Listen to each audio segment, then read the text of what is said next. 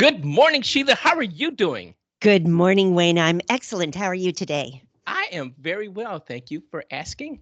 And welcome everyone to 27 Minutes with Sheila and Wayne, where we explore the fascinating world of verbs and their impact on our daily lives.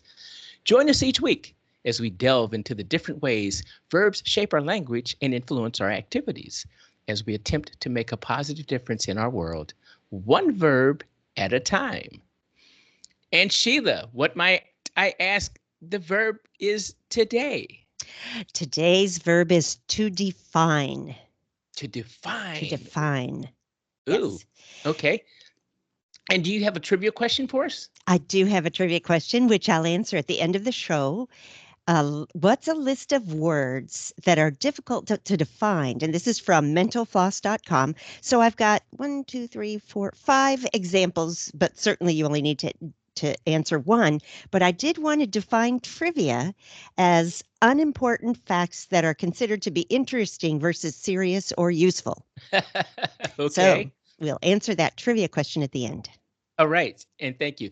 And I understand that we had some adventurers who listened to our podcast and boosted our ratings a while ago as they made a trek across the globe. Who They might they be? did. My sister and some of her friends were walking on the long branch of the Camino de Santiago, and they were listening to the podcast. I gave them an option to select a verb, but they were thinking about it. And then they finished their walk. So I think we lost our window.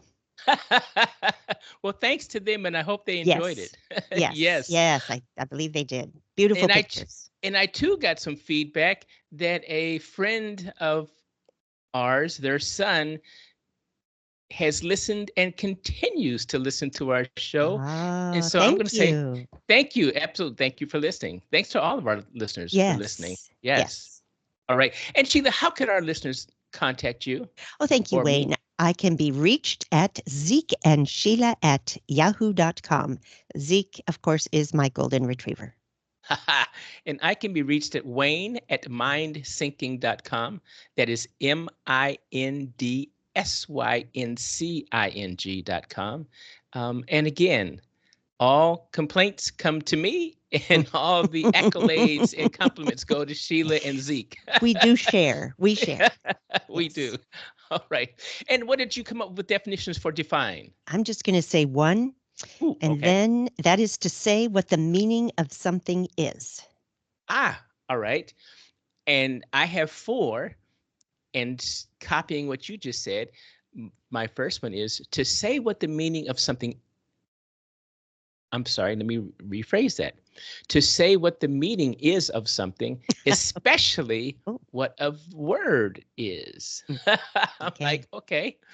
To explain and describe the meaning and exact limits of something, or to show clearly the edge or shape of something. And my last definition, to explain something more clearly so it can be understood. Mm.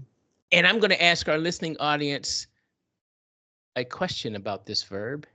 Is define an action, a helping, a stative, or a linking verb? Mm. Okay. And I had to throw that out because I learned all those again, and I hurled myself back into, wow, seventh grade English. Grammar. Right, yes. And I'm like, oh no, I forgot that there are helping verbs and linking verbs and stative verbs and action verbs. Yes. Yikes. Anyway, define, I think, is an action verb. Okay. And that's okay. And the reason I say that is because they say that a action verb is something that people, objects, or animals do. So there Okay. we go. Anyway, so where did you go with define? What did you think of the word when we came up with it last week before we delved into our own research? I was neutral about it. How about you? Okay, neutral. I like that. Okay, and I was excited Okay. Oh, because not I a said, surprise. I know, little things excite me, you know.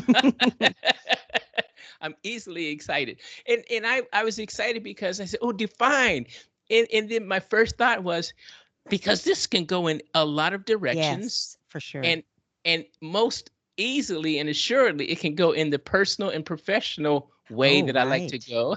Yeah. And so I jumped in there with with both feet and just had fun perusing the internet, looking at books, looking at other things, listening to people, and it Yeah. was just, yeah, it's very cool. All right. And if you don't mind, I can start. Please do. All right. I will go down a couple of lists, and then I did read an article, well, a couple of articles, but I read this one article particularly on goal setting and how to set goals and why it's important by Gloria for Lauren.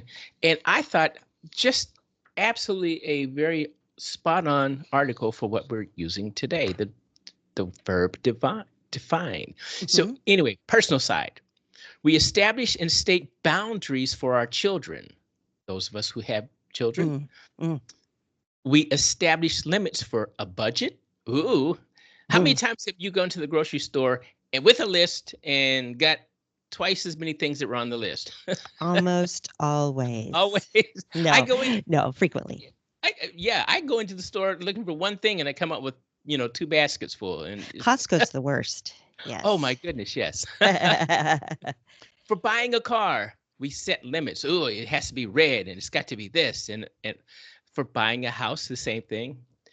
And here's one on a more not so tangible level, but our values.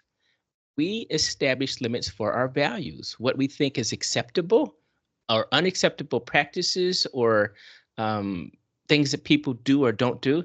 So it coincides with societal norms. And then I looked on the professional side and I said, well, all of those that I just listed on the personal side can be used because in a professional side, you have to have a budget. There are rules, there are standards, there are policies, there are regulations, there are norms, there are values. And again, there are capacities, budgets, and goals. And I said, wow, goals. And that coincided one-on-one with the article written by Gloria, and it was really I I learned a lot. And here's one, and I'm Okay. hesitating because I wanted to say this one thing and I didn't know how to get it in there, but she said one would think that goal setting is a given if you want to succeed. And I thought, yeah, everybody makes goals or sets goals. And she said, however, recent surveys show that 84% of the general population does not set goals. Hmm. And I thought, 84%, that's a big number. On the other side, I would have thought maybe 84% did set goals and the other 16 did not. But no, she says 84% of the general population doesn't set goals. I found that's astounding. Me too. Me I too. I didn't get that. Anyway, she says, "Hey, you know what? Maybe you're reading this because you haven't set your goals, or you haven't, or you haven't set goals." And this article provides a clear roadmap. It defines for us how to craft meaningful goals. So I will stop there and let you jump in there because you know what? I don't need to filibuster. Okay. You anytime you want to, you can, because I always find such value in what you're saying, Wayne. So, You are too kind. You are too kind. Oh my well, thank goodness. you. Well, I, I want to, I'll give you the $20 later, okay? yeah, it's up to 25 now, Wayne. Oh Sorry. no, okay. Sorry. Okay.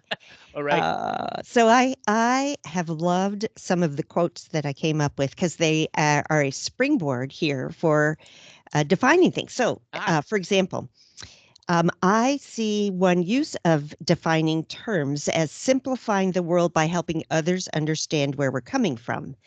And the most simplified version of fear was said by Max Baer, an American athlete, who said, "I define fear as standing across the ring from Joe Louis and knowing he wants to go home early." Joe Louis, of course, being a boxer. So, yes, yes, I knew so that that. that is clear and to the point. So defining is a way of simplifying the world by helping others understand what we mean when we say what we say. Okay. Then I have another one that's kind of complicated. J.C. Watts, an athlete and politician, said everyone tries to define this thing called character. It's not hard. Character is doing what's right when nobody's looking. Ooh. Well, I liked that at first because certainly taking a complicated concept and digging out a meaning for myself is important. But you'll notice that he said doing what's right when nobody's looking. But character is just character. It can be good or bad.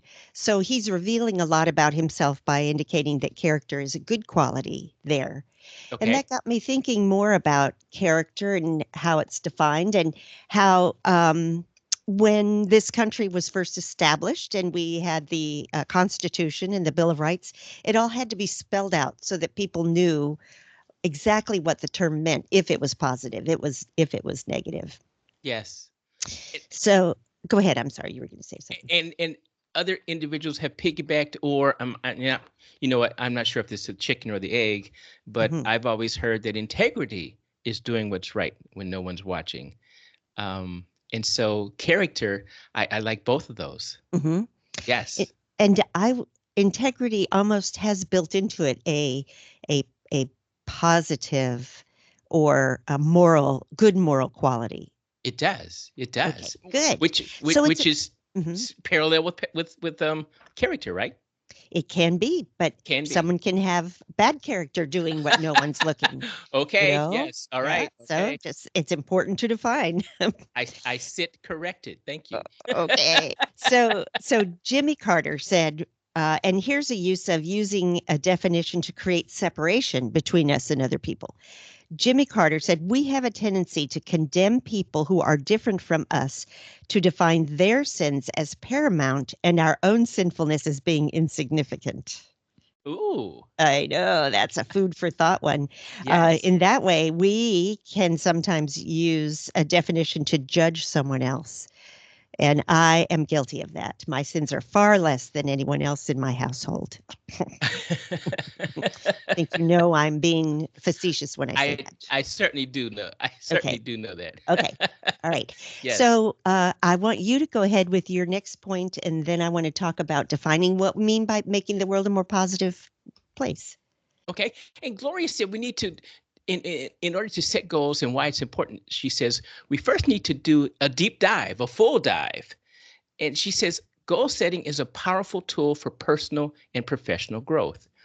People always talk about goals, but it's unfortunate how many misunderstood them and how to set them effectively.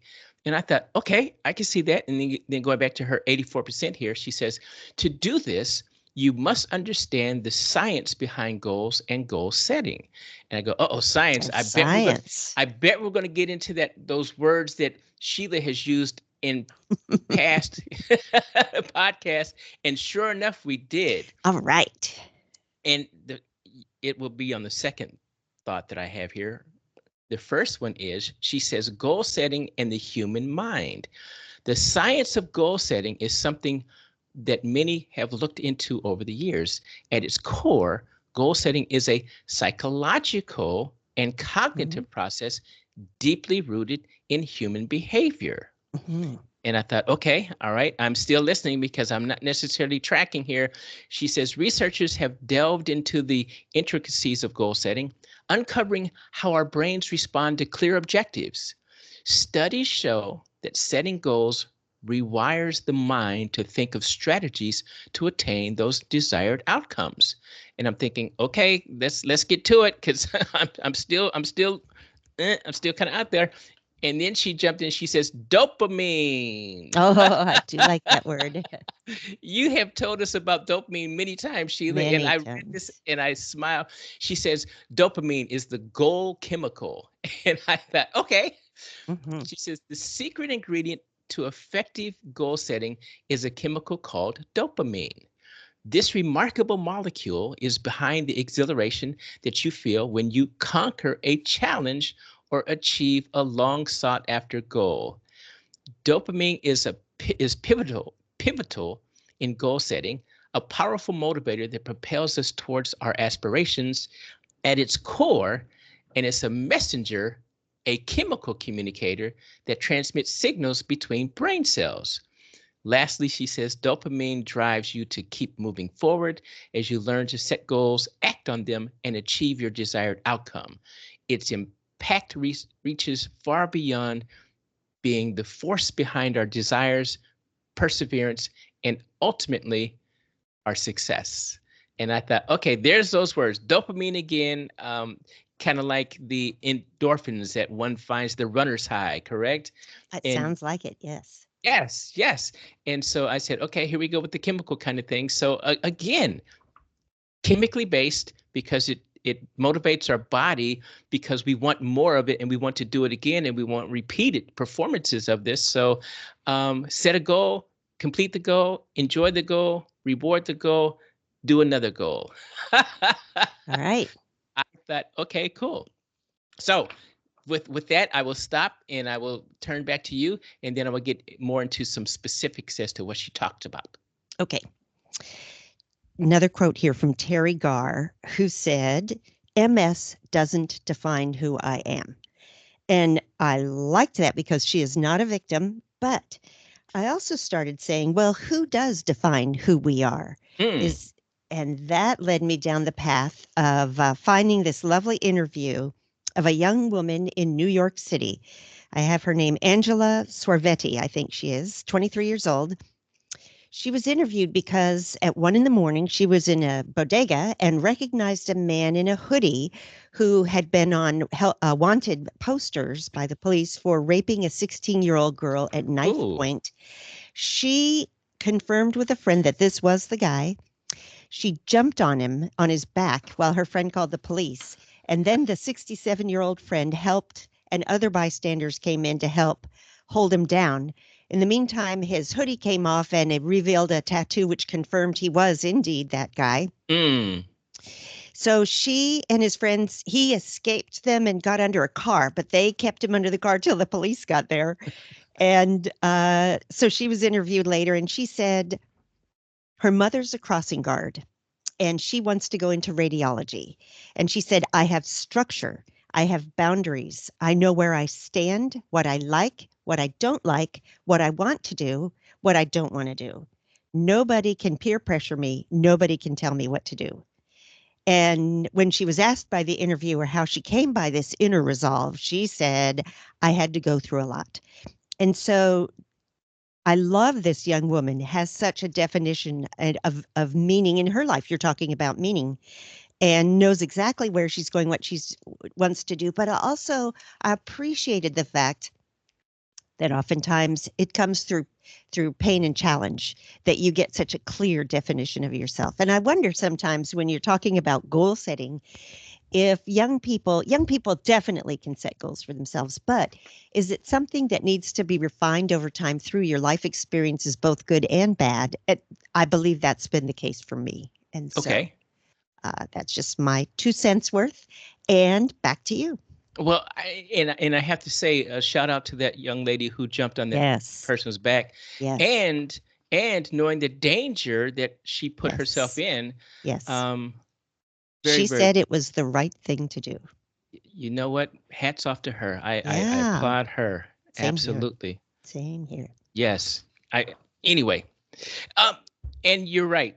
Young people setting goals and a repetitive behavior on goal setting. And you alluded to this a couple podcasts back. Gloria also talks about, are your goals smart?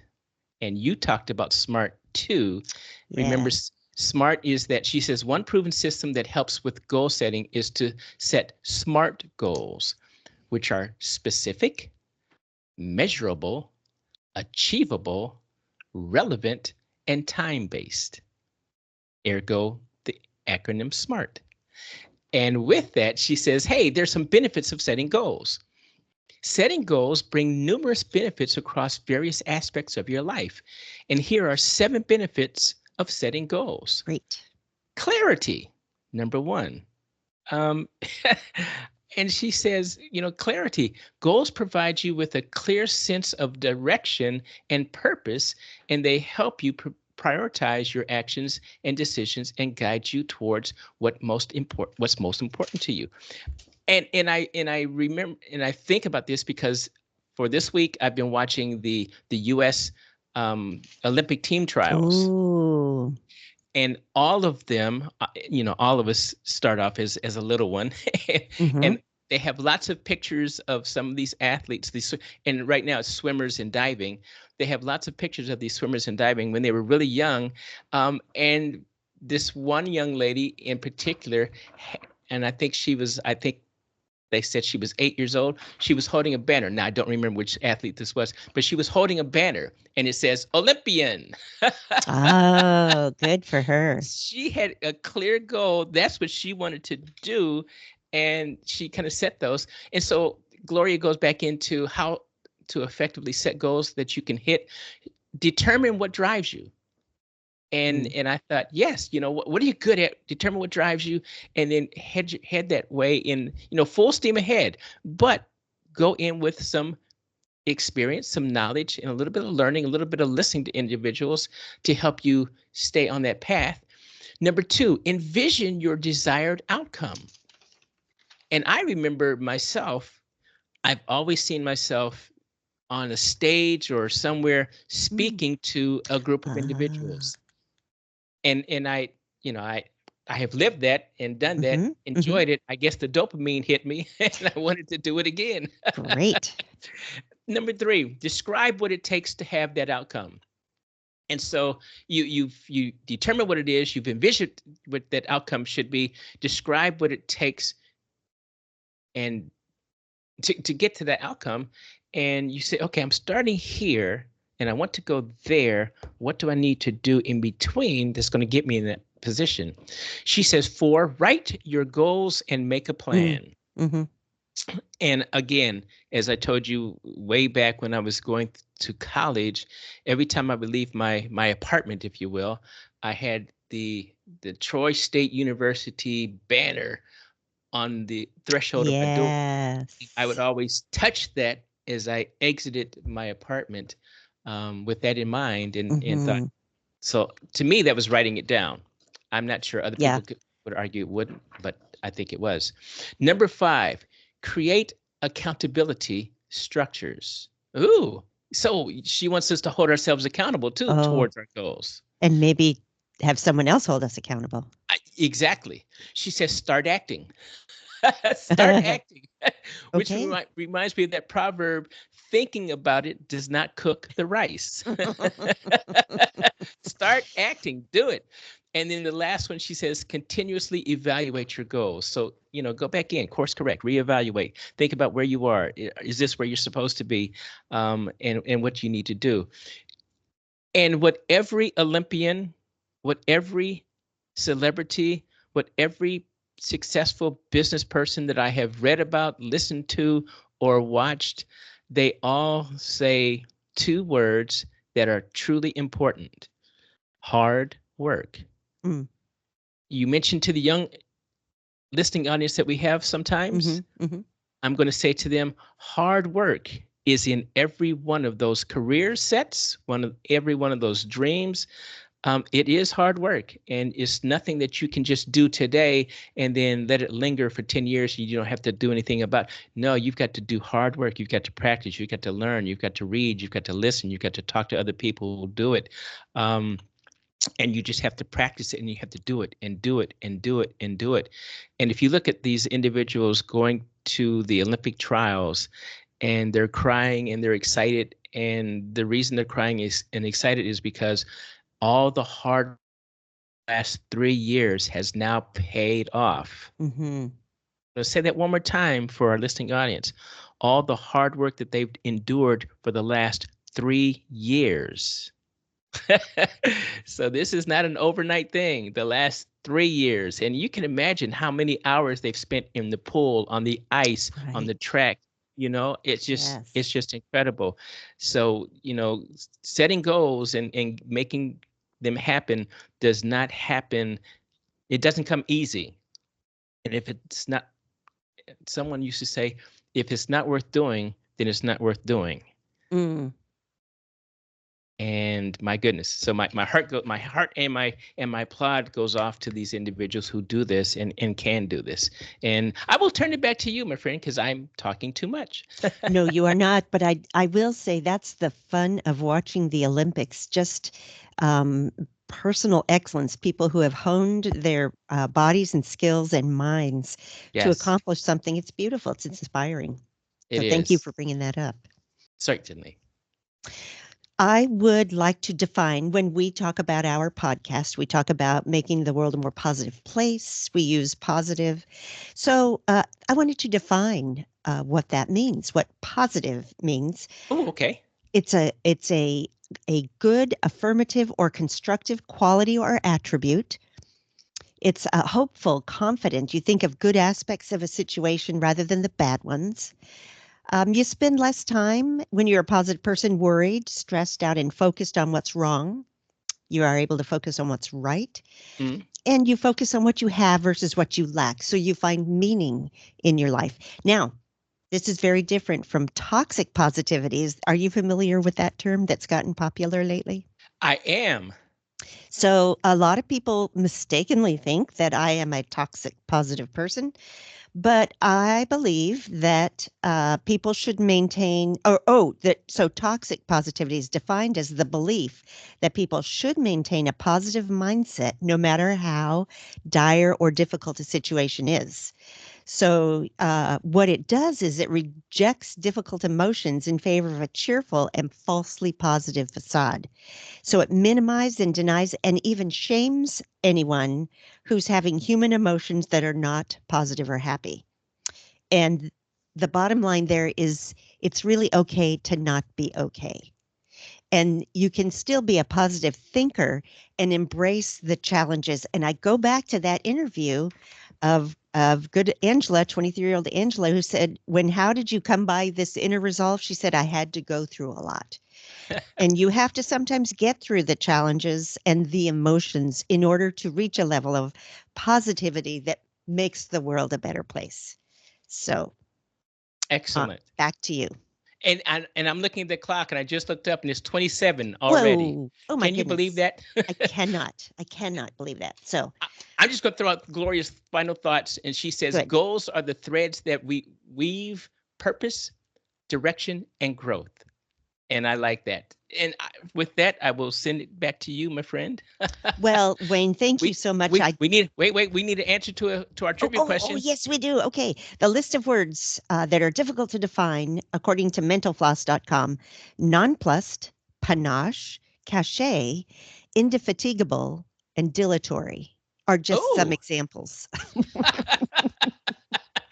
okay. I have some new words for my list. Okay. All right. But thank you, folks, for listening to us. If you have some words that are difficult to define, please give us some feedback. We'd love to hear about them.